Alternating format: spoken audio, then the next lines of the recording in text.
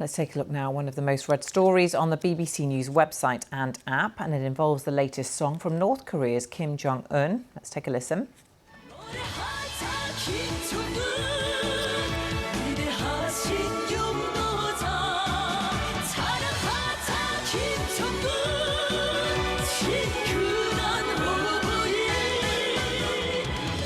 They all look really happy, don't they? This is called Friendly Father. It's gone viral on TikTok, with Gen Z users apparently loving this synthy electro-pop, with, I imagine, some oblivious to the Korean lyrics, which include "Let's sing Kim Jong Un, the great leader. Let's brag about Kim Jong Un, our friendly father." And the latest in a line of propaganda pop songs churned out by the communist state in the past 50 years. For many American users, the irony has not been lost on them that it's gone viral on the Chinese-owned app, while US lawmakers are trying to ban it. Well, Keith Howard is an emeritus professor of musicology at London School of Oriental and African Studies, who is known predominantly for his works on Korea. He explained to me how this video would have been created. If you think of North Korea as a monolithic state with one leadership and everything going down from the top, then you've got people coming up from the bottom. So your musicians, your composers, your groups, they're all there. They're all appointed by the state, and songs are created from the bottom up, but the lyrics are approved from the top down. So the lyrics have to be ideologically sound, and they tend to be distributed around. Everyone has to compose a song. Sometimes it's a competition. Sometimes it's a group of composers are approached. And then everyone chooses which song is most appropriate. And initially, the sort of censorship of what's right comes from the bottom and moves up until it's approved at the top.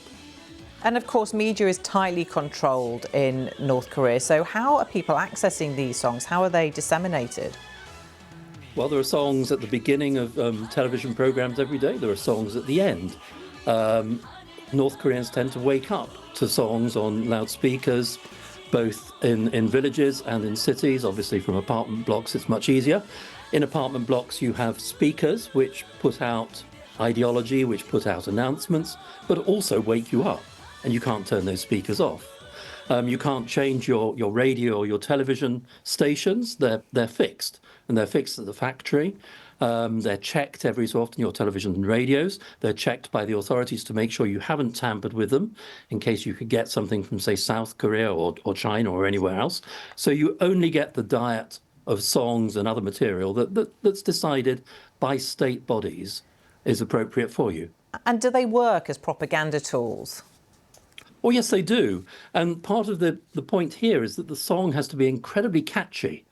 And it's catchy not so much as K-pop, but in terms of readily graspable melodies, simple melodies, but catchy, words that go with them, refrains that come around every verse, and fairly simple dance moves, which I suppose in South Korea we saw, and we all saw basically with Gangnam Style many years ago, where everybody took up the dance moves and created their own lyrics. In North Korea, you can't do that, of course, but you can grasp those dance moves or the hand pointing, the fisting, everything like that, which makes the song sort of universally appreciated. That's the wrong word, but everybody takes it up, everybody sings it, everybody gets used to it. Keith, just briefly, obviously you're saying it works as a bit of propaganda inside North Korea. We were just talking about how popular this has become with Gen Zers on the likes of TikTok. How does it work as a bit of propaganda outside of North Korea?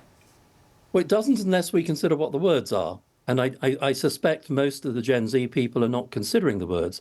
The words mark a change in North Korea. It's a very significant song because it's positioning the leader, Kim Jong Un, as the father of all the mothers, the father of all the fathers, the father of all the people, which is actually something that's been reserved until now to his grandfather, Kim Il-sung, who was in control from 1948 to 1994. Okay. He died in 1994. So Keith, there's a change in ideology going on there.